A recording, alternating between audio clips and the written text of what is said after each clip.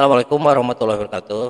Selamat siang para siswa semuanya, khususnya di kompetensi keahlian rekayasa perangkat lunak. Minggu kemarin pertemuan pertama kita mengenal tentang K3LH. Nah, ini saatnya kita mengenal tentang perakitan komputer. Apa saja yang akan dirakit pada personal komputer maupun laptop maupun perangkat-perangkat yang lain. Nah, khususnya ini di perakitan komputer kita harus mengetahui yaitu yang dinamakan software, yang dinamakan hardware, dan juga yang dinamakan brainware. Oke, para siswa semuanya, ini dalam sejarah komputer kita itu mengenal tentang hardware atau yang disebut perangkat keras. Maksud dari perangkat keras itu yang wujudnya ada, wujudnya kelihatan, ya, wujudnya bisa dipegang oleh kita, ya, bisa dikendalikan oleh kita, ini hardware.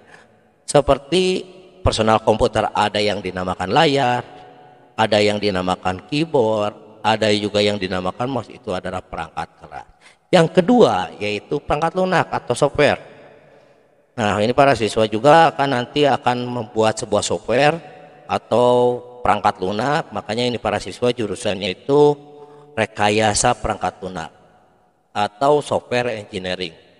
Nah, ini nanti bergerak apa saja yang termasuk dalam perangkat lunak itu ada yang dinamakan sistem operasi atau OS, ada yang dinamakan Windows, ya, ada Windows Family atau itu ada Windows XP, Windows 7, nah ini tidak kelihatan ya, Windows 8 ya, dan Windows 10 atau yang sekarang ya Windows 10 dinamakan. Ada juga Unix, ini open source.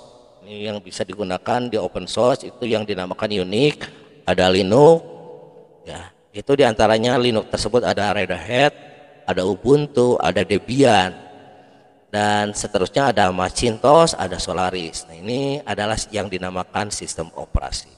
Nanti kita lebih jauh lagi mengenal tentang sistem operasi. Yang kedua, di dalam perangkat lunak itu ada program atau aplikasi pendukung untuk melaksanakan atau untuk membantu sistem operasi tersebut. Apa saja? Yaitu Microsoft Office, diantaranya ada Word, ada Excel, ada PowerPoint, ada Microsoft Access, ada juga Publisher. Nah, itu kumpulan dari Microsoft Office. Ini sering seluruhnya pasti memakai Microsoft Office untuk mengetik, yaitu Word. Untuk merekayasa angka atau pengolahan angka itu ada Excel, untuk presentasi ada PowerPoint. Dan selanjutnya ada Winamp juga. Untuk audio atau untuk MP3 digunakan, bisa menggunakan Winamp. Terus ada juga ada Photoshop untuk penggambaran, untuk menggambar, teknik menggambar. Ada Dreamweaver. Dreamweaver gunanya untuk apa? Untuk membuat sebuah aplikasi website atau PHP, bisa digunakan oleh Dreamweaver tersebut. Ada Adobe Premiere, ada juga antivirus, ya, banyak juga antivirus. Ini di salah satunya Bapak contohnya yaitu Norton antivirus, ya. Ada juga EVG, banyaklah program-program aplikasi. Nah, ini untuk, tetapi jangan salah ya, untuk antivirus pada sistem operasi Windows 10 itu sudah ada yang dinamakan Defender. Jadi tidak perlu para siswa install lagi karena kita udah punya, yaitu Defender.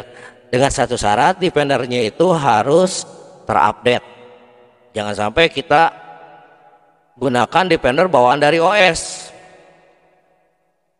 Ujung-ujungnya virus yang datang lebih mudah daripada antivirus tersebut.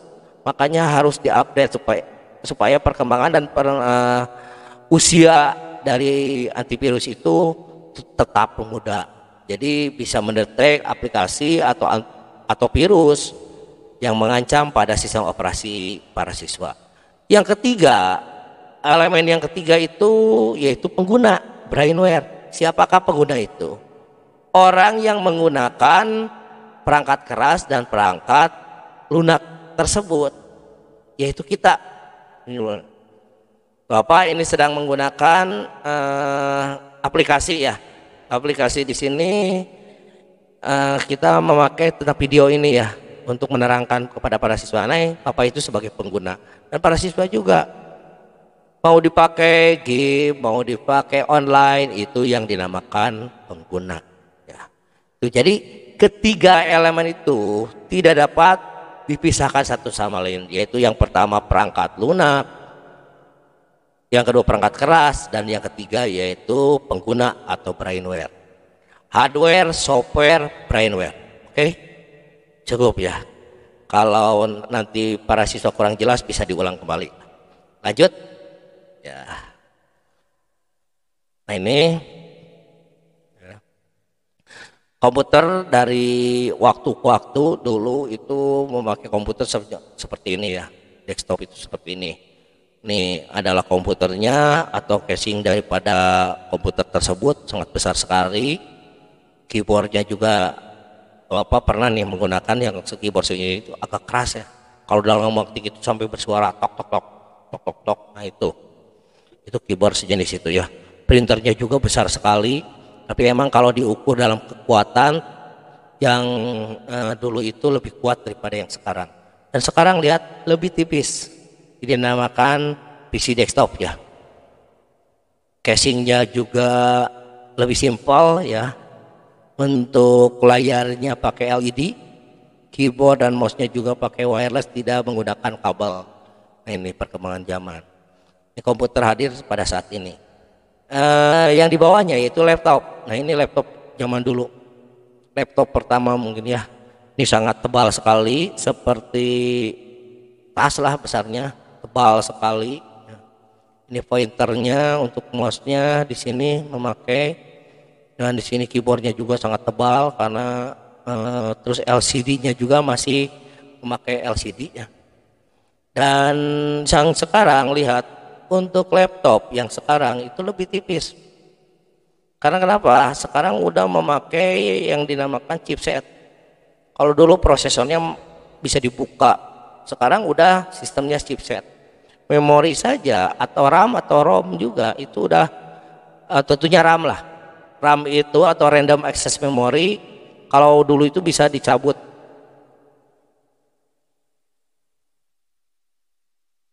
Ya. Tes ya, atau bisa dicabut gitu. Bisa juga dicabut dan bisa juga dipasangkan, tetapi untuk sekarang, untuk laptop yang sekarang itu tidak ya, tidak perlu dicabut karena udah sistemnya chipset dan menempel semuanya dan bisa dibolak-balik. Flexinya seperti ini ya, ini udah seperti ini, laptopnya juga seperti ini. Nah ini laptop pada zaman ini ya. Desain juga beda ya, dan juga untuk layarnya udah memakai LED tahun ini. Kita lanjut, bagaimana cara kerja daripada komputer tersebut. Ini blok diagram yang harus para siswa ketahui atau kinerja daripada komputer tersebut. Bagaimana komputer dapat berjalan? Nah ini seperti ini. Ini dalam blok diagramnya terdiri dari input device, I/O port, CPU atau Central Processing Unit, ada juga memori, dan yang terakhir ada output device. Nah, bagaimana cara kerjanya? Ini input device, diantaranya juga ada mouse, ada keyboard, ada joystick. Ini ya melakukan, ini di hardware-nya itu misalkan melakukan pengetikan A. Itu diterima lewat I/O port. Jalannya lewat I/O port, langsung diproses oleh CPU. Terdiri dari CPU itu adalah CU atau Central Unit dan ALU, Arithmetic Logical Unit. Nah ini disimpan ke memori, di memori juga diproses lagi ke CPU, balik lagi ke I/O port dan keluar ke output device. Ketik A langsung muncul.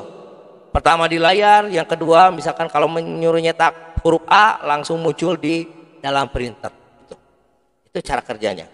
Input device, setiap yang kita masukkan, perangkat masukan itu dinamakan input device. Seperti halnya mouse, merintahkan sesuatu atau menunjuk sesuatu, kan kita masukkan, kita pakai mouse. Yang kedua keyboard kita mengetik sesuatu A, proses langsung ke I/O port, diproses oleh Central Processing Unit atau CPU. memorinya penyimpanan dan langsung kembali lagi, itu jalannya langsung muncul di layar A. Ini cara kerjanya. Output itu adalah keluaran seperti perangkat keluaran seperti yang dinamakan monitor atau juga yang di sini yang dinamakan printer. Ya. Oke. Nah, udah cukup dulu untuk hari ini. Nih, ini ada beberapa ya input device Bapak contohkan, ada keyboard, ada mouse, tapi banyak sekali. Apa saja? I/O port juga banyak. Input atau output port. Apa yang digunakannya? Apa saja di dalam I/O port itu? Silakan dicari oleh para siswa. Di dalam CPU, Bapak tadi udah jelaskan. Di dalam Central Processing Unit itu terdiri dari bla bla bla dan bla bla bla itu tadi. Ya. Nah, ini penyimpanan di memori juga, ini ada beberapa macam. Apa saja yang termasuk dalam memori tersebut. Dan yang terakhir ada output device. Ini Bapak contohkan dua ya. Ada keyboard, ada mouse. Sekarang yaitu tugas para siswa menyimak materi tersebut. Satu, cari 10 terlalu banyak, 5 saja yang termasuk input device selain yang Bapak contohkan. Yang kedua, cari juga 5 output device selain yang Bapak contohkan. Yang ketiga, mana saja yang termasuk ke dalam I/O port. Yang keempat, apa saja yang terdapat dalam CPU. Yang kelima yaitu apa saja yang terdapat, apa bagian memori itu ada beberapa macam. Tuliskan memorinya di dalam komputer ini, memori ini dan memori ini. Itu tuliskan. Oke, para siswa semuanya, itu saja untuk paparan dan penjelasan dari Bapak tentang perakitan komputer. Semoga para siswa dapat menyimak dan mengapresiasikannya. Silakan untuk menyimpan dan bentuk bukunya, dan penugasan ini tolong dikerjakan. Dan nanti langsung masukkan ke dalam penugasan berikutnya. Oke? Semoga para siswa semuanya sehat selalu dan selalu semuanya diberi keberkahan dari Allah Subhanahu wa taala. Amin ya rabbal alamin. Itu aja yang perlu Bapak sampaikan untuk hari ini. Assalamualaikum warahmatullahi wabarakatuh.